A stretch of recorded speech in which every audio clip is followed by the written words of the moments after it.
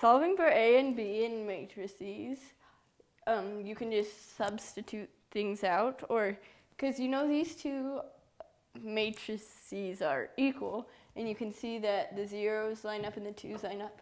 You know that A plus 3 has to equal 4, and B minus 1 has to equal 5.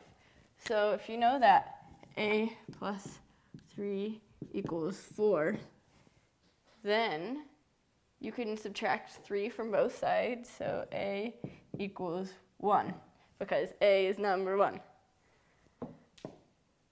Okay, for B, you know that 5 equals B minus 1, and so you can just add 1 to each side. So 6 equals B, because B is only number 6.